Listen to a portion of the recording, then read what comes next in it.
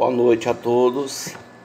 Nosso assunto de hoje é a partir do artigo 1066. Eu estou localizando ele aqui na legislação, mas antes vamos já falar sobre a importância do Conselho Fiscal. Nas grandes empresas existe um conselho obrigatoriamente instituído, que é o Conselho Fiscal. Nas pequenas empresas isso não é tão obrigatório, com exceção das fundações. Mas para que serve realmente o Conselho Fiscal? A pergunta é sempre feita pelos alunos: para que serve o Conselho Fiscal? Eu diria que a principal função do Conselho Fiscal é prestar contas da transparência da administração anterior.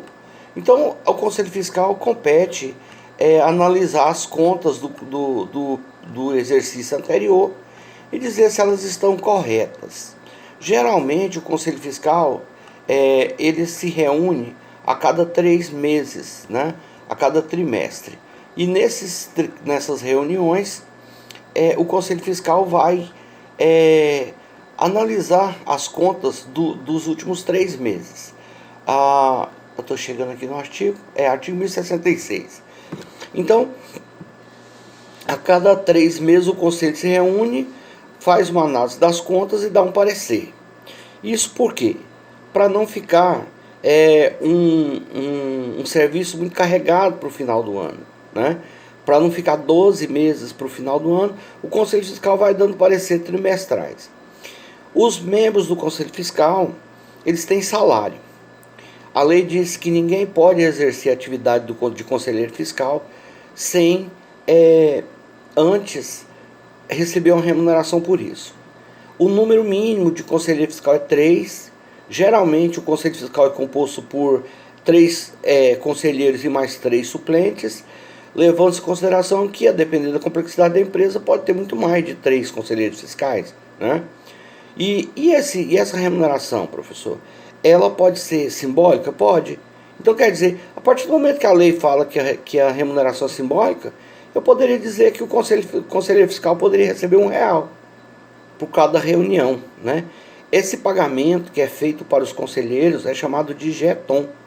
É um valor que eles recebem. Então, não é prolabore, não é honorários, é uma remuneração chamada jeton. Lá, nesse mesmo artigo, lá no artigo 1066, diz quem são as pessoas que não podem exercer a função de conselheiro fiscal. Dentre aqueles que não podem exercer a função de conselheiro fiscal, estão aqueles impedidos, segundo o artigo 1011, né, de exercer atividade empresarial. Então, esses também não podem exercer a função de conselheiro fiscal. Também não pode exercer a função de conselheiro fiscal parentes dos administradores, não podem exercer atividade de conselheiro fiscal pessoas que fizeram parte da administração, também não podem funcionários, e a justificativa é muito simples. Empregado, porque existe a subordinação. Você não vai querer mesmo que eu seja parte do Conselho Fiscal da FASB, né? Onde os administradores são os meus patrões. E eles sempre terão razão, claro, né? Porque eu prezo o meu emprego. Parentes de até 3º grau, pelo motivo óbvio, né, que você não pode colocar sua mãe para ser conselheira fiscal da empresa que você administra, você não pode colocar seu marido para ser conselheiro fiscal, os cônjuges também não podem, né? Pessoas da sociedade controlada, que o capital também é da mesma empresa, né? Então essas pessoas não podem exercer atividade de conselheiro fiscal. Lá no conselho existe uma vaga que é para os sócios minoritários, né, que vão juntar aí até 1/5 do capital social. Eles elegem um conselheiro fiscal para que não haja desigualdade, por exemplo, para que uma pessoa que tenha 1% não fique sem representação no conselho, né? E, como eu disse, essa remuneração ela é obrigatória, mas ela pode ser simbólica. Isso nos leva à interpretação de que ela pode ser de R$1. E lá no artigo 69, eu não tenho tempo de ler para vocês aqui, mas lá no artigo 69, eu aconselho vocês depois a ir lá no artigo, existe uma lista das funções dos conselheiros fiscais. Mas a grande parte do trabalho do conselheiro fiscal é realmente analisar as contas. No final dos módulos de hoje, eu vou mandar para o representante da turma uma tabela, que geralmente eu havia até prometido fazer isso na aula passada, mas eu não vou me esquecer hoje. Essa tabela de cronograma, que geralmente acontece para a deliberação das contas. Então, no dia 31 de dezembro, os sócios encerra o exercício social. Não é obrigatório, como eu já disse para vocês. O exercício social pode encerrar em outra época. Geralmente os contadores colocam o exercício social para fechar no mesmo período em que fecha o exercício fiscal, porque o do governo tem que fechar no dia 31 de dezembro, e os contadores não querem, obviamente, fazer dois serviços. Eles não querem ter que fazer duas contabilidades, né? Não é nem um pouco inteligente, né? Então, é claro que eles vão querer fazer uma contabilidade só. Então, essa contabilidade só é fechada no dia 31 de dezembro. Esse contador tem, em média, 60 dias para encerrar a contabilidade, entrega a contabilidade pronta até o dia 28 de novembro. No dia 28 de novembro, passa então o Conselho Fiscal a analisar as contas que foram prestadas. O Conselho tem 30 dias para dar o parecer final.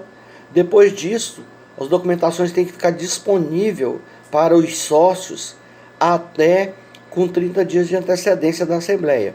Então, eu vou mandar a tabelinha para você depois, mas você vai ver que do dia 31 de março, até o dia 30 de abril, o dia 29 de abril, esses documentos têm que estar disponíveis para os sócios analisarem.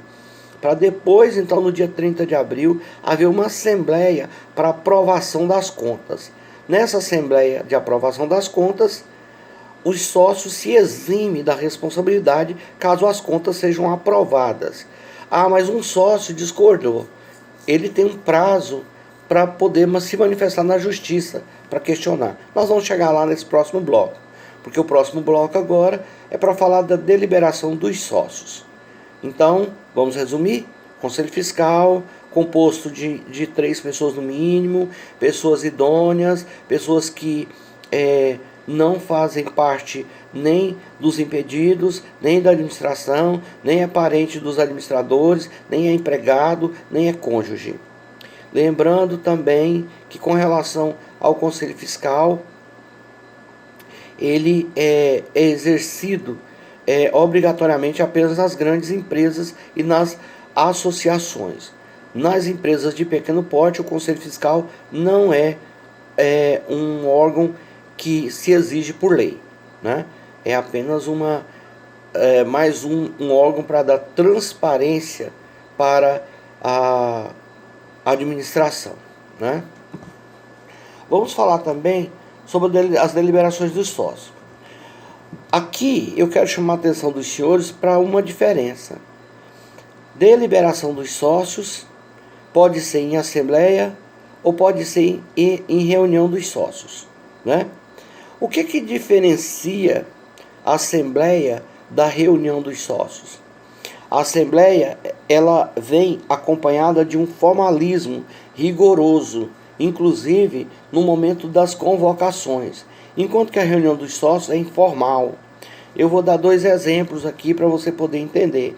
Se eu, Isaac e Alessandra somos sócios, significa que eu posso ligar para os dois e marcar para a gente sentar lá no Vila Chopp e tomar uma cerveja. Não bebo, tá? Obrigado, mas podemos sentar lá e podemos discutir sobre os assuntos da Assembleia. Isso é fácil, porque se um dos sócios disser que não pode, a gente remarca para outro dia. Mas se toda a sala fossem meus sócios, eu não dava conta de fazer uma reunião informal. Então eu ia marcar com eles no dia 15 de julho, às 19 horas, lá no Dom Quixote, né? ou no Vila Shop, no Don Shop, seja onde for. Né? E aí, é claro que uma assembleia não pode ser num bar, né, gente? Eu estou dando um exemplo aqui. Então, nesse dia, às 19 horas, todo mundo deve estar lá. Ah, professor, não pude ir. Bom, mas se você não pôde ir, eu vou falar lá adiante, você pode ser representado por outra pessoa. Então, o importante é que no conselho, é que na assembleia, existe um formalismo. E dela, ninguém pode se furtar. Enquanto que a deliberação dos sócios, né, a reunião dos sócios, é informal, é menos rígida, mas os assuntos que são discutidos na Assembleia são os mesmos assuntos que são discutidos lá na reunião dos sócios. Então, não tem qualquer diferença. Então, no próximo bloco, nós vamos falar sobre as deliberações dos sócios.